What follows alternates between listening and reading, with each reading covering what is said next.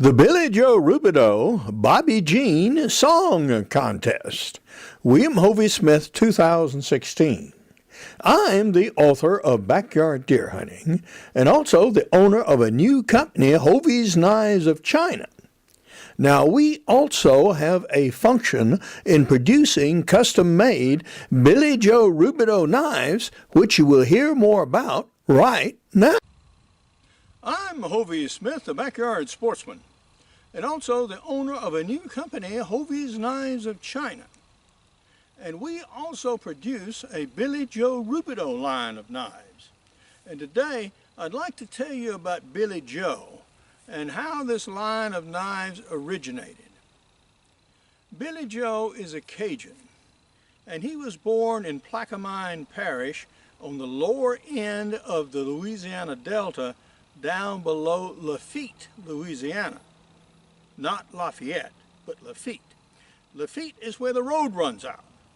Beyond there, there's nothing but water, swamp, bayou, dredge canals, oil pipelines, gators, etc., etc. Well, that's where Billy Joe grew up. And he was among 5 kids to a very abusive and domineering father. And finally, things got so bad that the state came and they took the children away. And Billy Joe was a bright kid. And he did well in high school. And as a matter of fact, he won a Pell Grant to Louisiana State. And there he majored in engineering and decided that what he wanted to do was to build a factory somewhere down in the parish and do something that would uplift the general population, give them some work, let them make some money, rather than just barely trying to scratch through and survive, working a little bit for the oil fields, catching some fish, catching some gators, and doing what they had been doing for generations just to get by. Even in Billy Joe's time, things had gotten worse. The swamp continued to disappear. More and more of their land was underwater. Each storm system took more and more of it away. Finally, most of the old home place was gone, except for a couple of trees, one of which was an old tea olive about this big around that he rode out a hurricane by clasping it up in the top of it and hanging on for dear life. But that tree was dead. The old family cemetery was mostly underwater now, and the only one tree standing there was a bit of old cherry tree, and he salvaged the wood from that, and he salvaged the wood from that tea olive. And he sort of stacked that up at his uncle's place. In the meantime, he was in school and he was doing good, and he finally figured out what he could do. Infesting the lower Louisiana Delta was an exotic creature known as nutria. These are large rodents from South America, about this big, and they were brought in supposedly to be a fur-bearing animal and also to provide meat. Well, the Cajuns ate the nutria, all right, but nobody wanted the fur. That is, until fairly recently, and the Chinese wanted the fur, and the Chinese wanted the meat. And the state of Louisiana was paying a bounty on each of these creatures if anyone would send them the ears. Okay, so he hatched a plot. He got financing from China, he built a factory, he made nutria burgers of Louisiana. He did fairly well with it. He sold the meat to China, he sold the hides to China, even the bones were ground up and calcined and used as fertilizer, so everything was used and everything was going pretty well. Until Katrina. Well, he stayed down there and tried to defend the factory unsuccessfully. Although they did try to sandbag it, it was just completely overrun. He barely got out with his life, and if he was going up the river to get away, to escape to higher ground, he was greeted by a flotilla of coffins floated down the Mississippi River, and among them, although he didn't know it at his time, was his own mother's. Well, so he made it out, but everything he had was gone. Now, he had always been a very inventive guy. So his uncle was also killed during that hurricane. but his uncle left him a little bit of property up on higher ground. So the hurricane did another evil thing. It killed off most of the nutria. His food base was gone. So that idea wouldn't work anymore. So what he did was salvage what material he could, made what tools he had to have, and he built a barbecue shack. And he started making barbecue. And this barbecue and other Louisiana specialties he made and started selling up and down I-10. Now there was a little bit of a problem. Because he got his meat where he could, and not necessarily during hunting seasons, and not necessarily legally, at least not by state to Louisiana laws, that is. Well, he was getting by. His material along I-10 was becoming better and better known, but unfortunately this attracted the attention of both the state fish and game people as well as the state health department. In addition, his wife left him, took his son, and was demanding alimony. Rough. So what to do? He had no way of paying off this money. He had no way of paying his wife.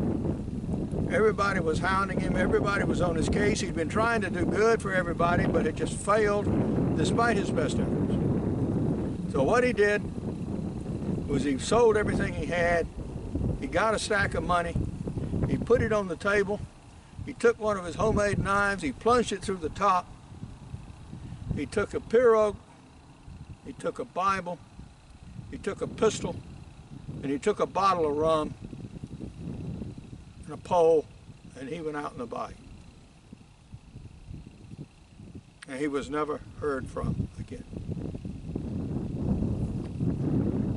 It is assumed that somehow he drank the rum and read the Bible and blew his brains out and fell in the gator hole, and the gators got him. And some years later, a pirogue was found that had a bit of a bottle of rum.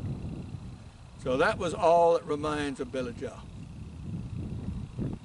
Well, so what we are doing with our Billy Joe Rubideoux line of knives is we're doing just what he did. We're taking salvage steel, salvage material that people might supply from their home places, and we're making useful, functional cooking implements out of them.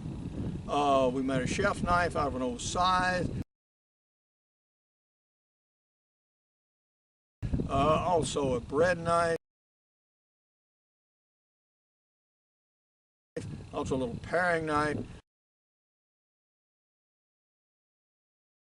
And other things. So if you have materials that you want made into a knife out of your own home place, yeah, send them to us, and we will work up custom knives according to the characteristics of the material and give you the best sort of blade that we think we can make from it.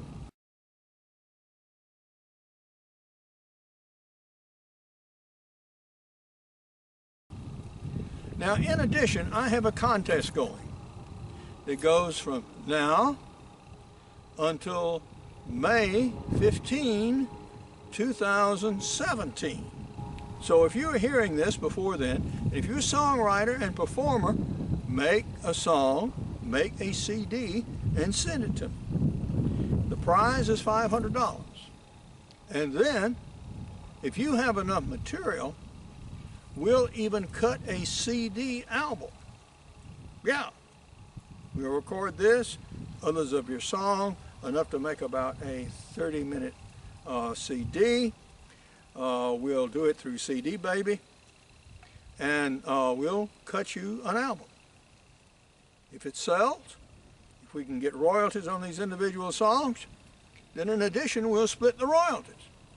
So if you're trying to get in the country song market and know, well, what do I do and how do I do it and all this kind of good stuff, all right, first step, send me a winning song. And who knows, maybe you'll be on your way. But now, this is Hovey Smith, reminding you to hunt what you eat and eat what you hunt. Be legal, be ethical, be safe. Goodbye, God bless, and see you next time. Here is a quick look at a few of my published books.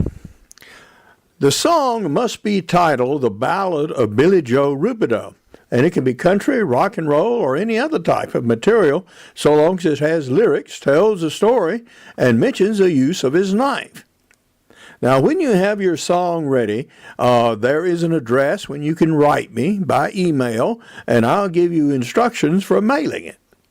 For more information on my books, blogs, and more than 550 YouTube videos, you can go to my website, www.hoviesmith.com.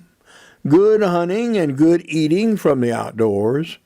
Goodbye, and God bless.